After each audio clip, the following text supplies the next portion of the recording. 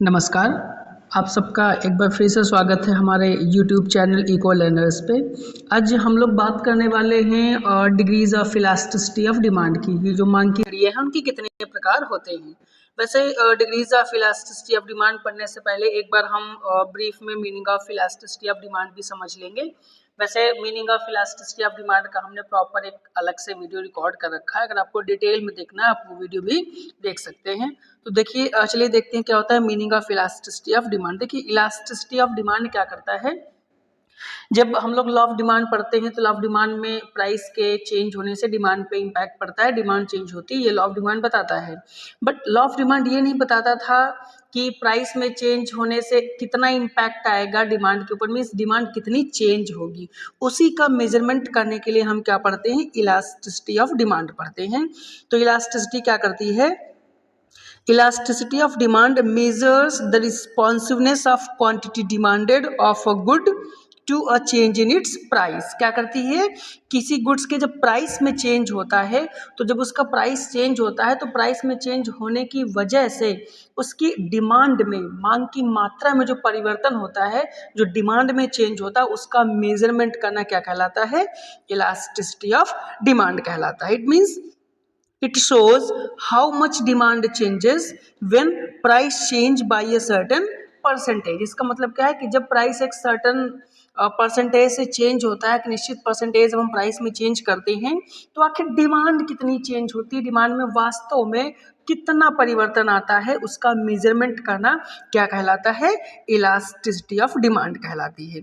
अगर हम फॉर्मूला लिखें इलास्टिसिटी ऑफ डिमांड का ईडी का, तो क्या होगा, ईडी इज इक्वल्स टू, चाहे हम प्रोपोर्शनिएट चेंज हम यहाँ पर लिख सकते हैं या फिर प्रोपोर्शनिएट की जगह पर हम यहाँ पर परसेंटेज चेंज भी हम लिख सकते हैं। इट मीन्स प्रोपोर्शनिएट और percentage change in quantity demand means जो मांग की मात्रा में जो प्रोपोर्शनिएट या परसेंटेज चेंज होता है अपॉन प्रोपोर्शनिएट या फिर परसेंटेज चेंज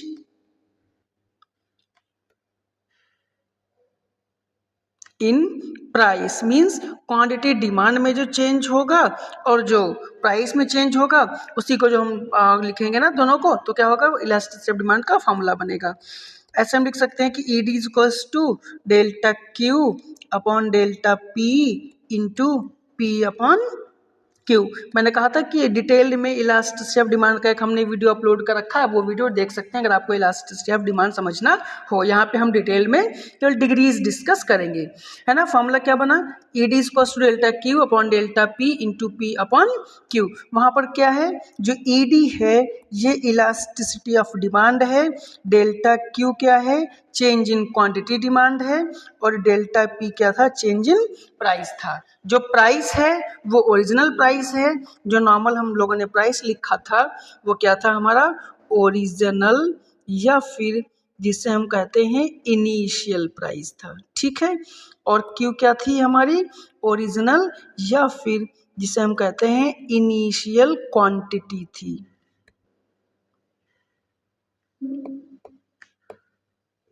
ठीक है, ये हमारा क्या था, ओरिजिनल क्वांटिटी और ओरिजिनल प्राइस थी, ठीक है। इसके बाद देखते हैं बेसिकली जो हमें पढ़ना था, degrees of elasticity of demand, मांग की लोच की श्रेणियां, ये डिग्रीज कितनी होती हैं। देखिए बेसिक हम अगर डिग्रीज की यहाँ पे बात करेंगे तो यहाँ पे 5 डिग्रीज हमें पढ़नी है। हम एक सीक्वेंस लेके चलते हैं, हम उसी सीक्वेंस में देखेंगे। जो पहली डिग्री है हमारी वो हम लिखते हैं परफेक्टली इनइलास्टिक। कौन सी, परफेक्टली इनइलास्टिक, क्योंकि ये परफेक्टली इनइलास्टिक है इसलिए इसको हम रिप्रेजेंट करते हैं ईडी इज इक्वल्स टू 0 के साथ। दूसरी जो डिग्री है हमारी वो है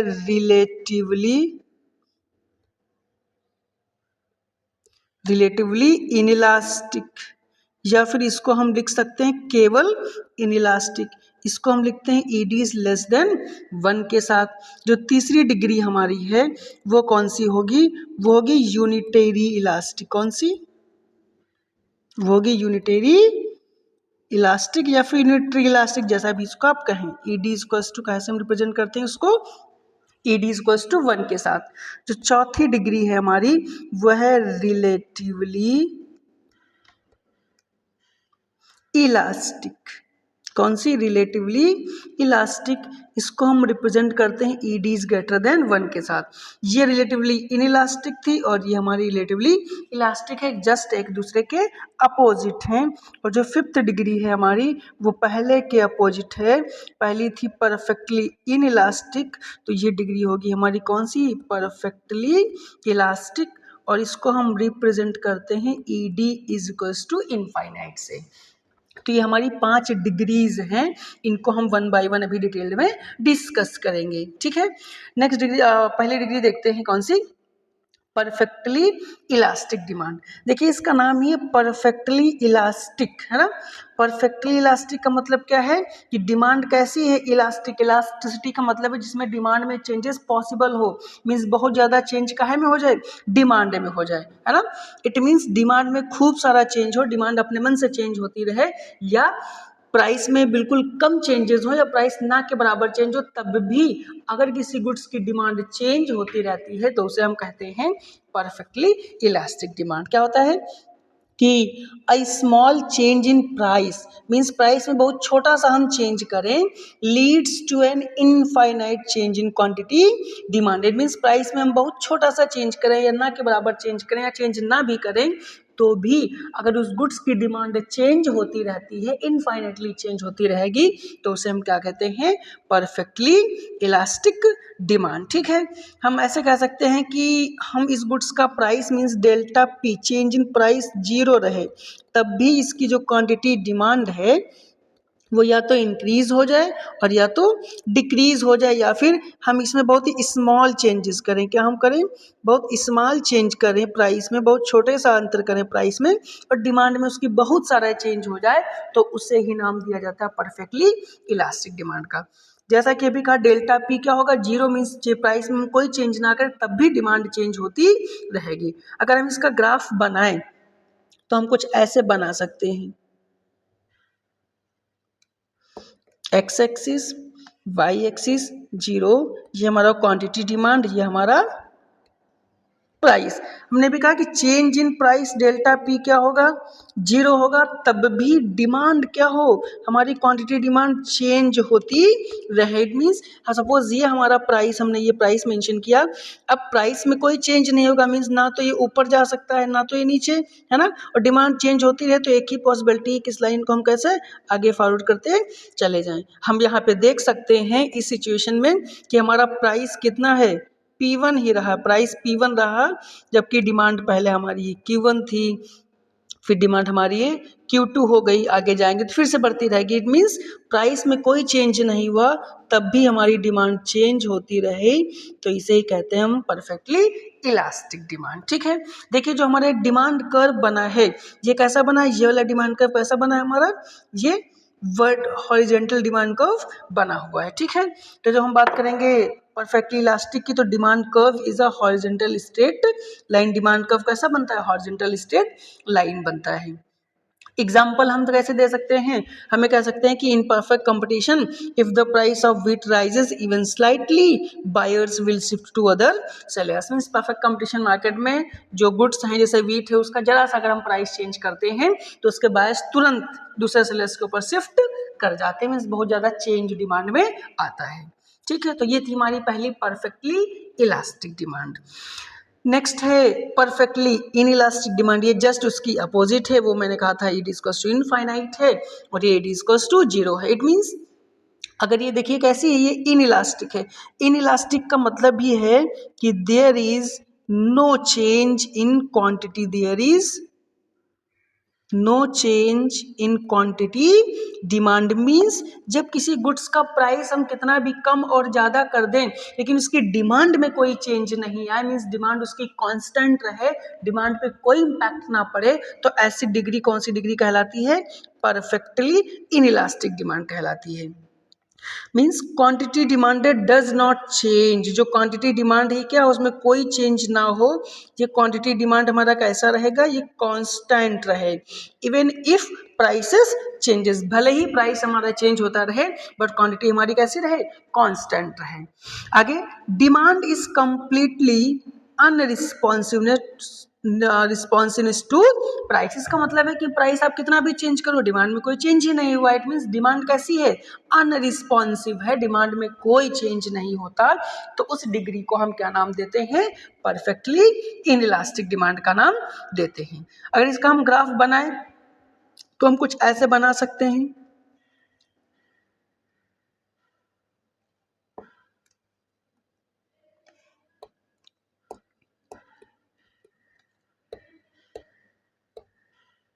ने क्या कहा था कि हम सिंपली क्या करते हैं, जहां पर delta Q means change in quantity क्या रहेगा हमारा, जीरो रहेगा, जबकि प्राइस या तो इंक्रीज होंगे और या तो डिक्रीज होंगे। It means there is no change in quantity demand. तो देखिए क्वांटिटी डिमांड, सपोज हमने ये मान लिया कि क्वांटिटी डिमांड कितना, हमने यहाँ पर ये क्वांटिटी हमने मान ली, ये हमने Q1 मान लिया, ठीक है।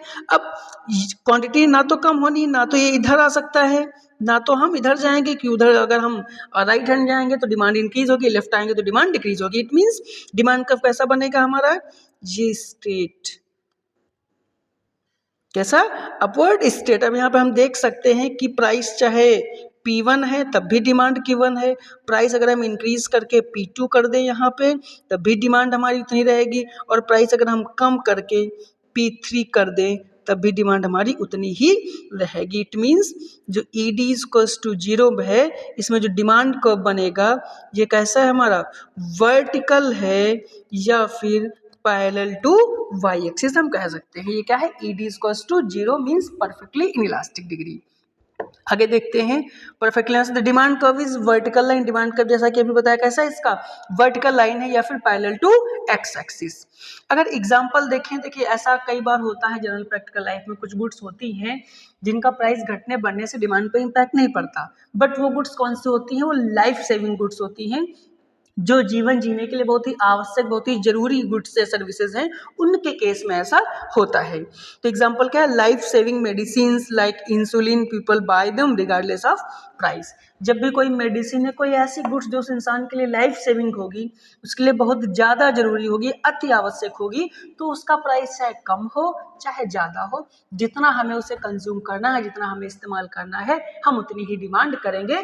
प्राइस के कम और ज़्यादा होने से उसकी डिमांड पे कोई इम्पैक्ट नहीं पड़ेगा। तो ऐसी डिग्री कहलाती है परफेक्टली इनइलास्टिक डिमांड। नेक्स्ट देखते हैं यूनिटरी इलास्टिक डिमांड।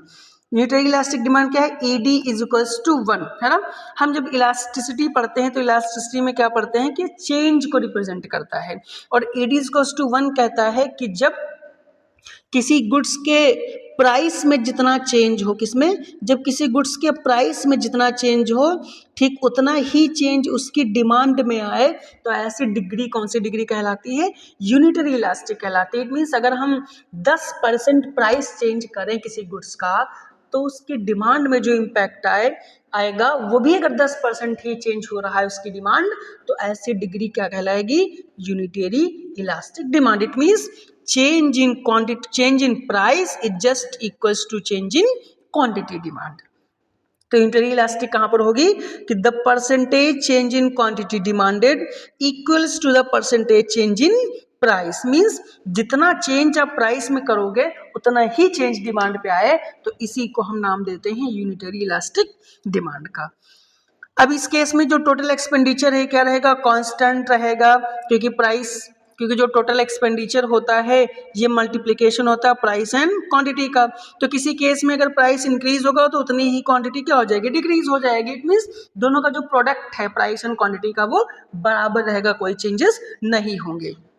एग्जाम्पल जैसा कि अभी हमने बताया था कि prices falls by 10%, demand rises by 10%। Mean जितना चेंज यहाँ प्राइस में हमने किया है, जितना चेंज यहाँ प्राइस में हुआ है, ठीक उतना ही चेंज काहे में होगा, उसकी क्वांटिटी डिमांड में होगा। तो इसे कहते हैं यूनिटरी इलास्टिक डिमांड। देखिए जब इसका हमें ग्राफ बनाना है तो इसका हम ग्राफ दो तरीके से बना सकते हैं। दोनों में से कोई भी ग्राफ बना हुआ मिल सकता है आपको, या तो इस शेप में हो सकता है ग्राफ बना हुआ कहीं पर हमें मिल जाए। ये क्वांटिटी डिमांड है, ये हमारा प्राइस है। मे बी इसका डिमांड इलास्टिक का कर्व इस तरीके से भी मिल सकता है।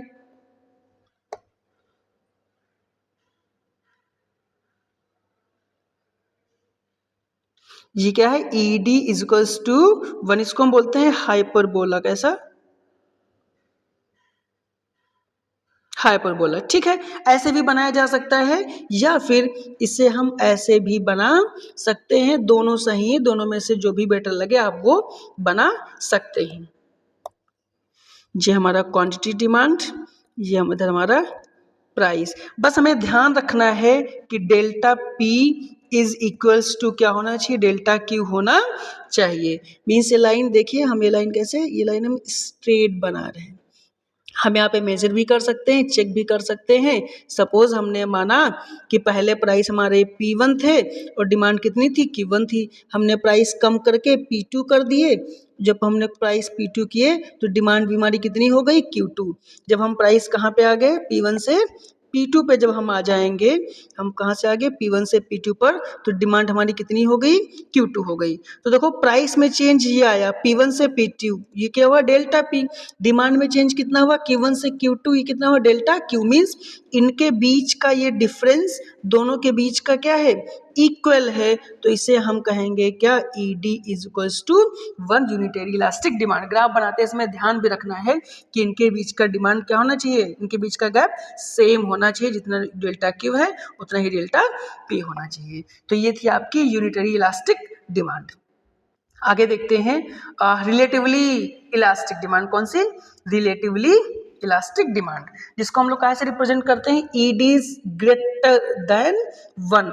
रिलेटिवली इलास्टिक डिमांड क्या कहती है कि the percentage change in quantity demanded is greater then the percentage change in price. It means कि जब किसी गुड्स का जितना प्राइस चेंज हो, क्या हो, जितना प्राइस में चेंज हो, उससे ज्यादा चेंज उसकी काहे में आ जाए, डिमांड में आ जाए। Means delta Q is greater then delta P. अगर प्राइस में चेंज, सपोज हमने 10% चेंज किया है, प्राइस कितना चेंज किया है, डेल्टा पी 10% है, तो जो डेल्टा क्यू होगा वो 10% से ज़्यादा होगा। वो 11 हो सकता है, 12 हो सकता है, कुछ भी हो सकता है, बट क्या होगा, ग्रेटर देन 10% होगा। Means change in quantity is always greater than change in price. जब होगा तो वो डिमांड कौन सी डिमांड कहलाएगी, रिलेटिवली इलास्टिक डिमांड। ठीक है, अगर हम इसका ग्राफ बनाएं तो इसका ग्राफ हम कैसे बना सकते हैं, कुछ इस तरीके से इसका, इस डिग्री का ग्राफ आएगा।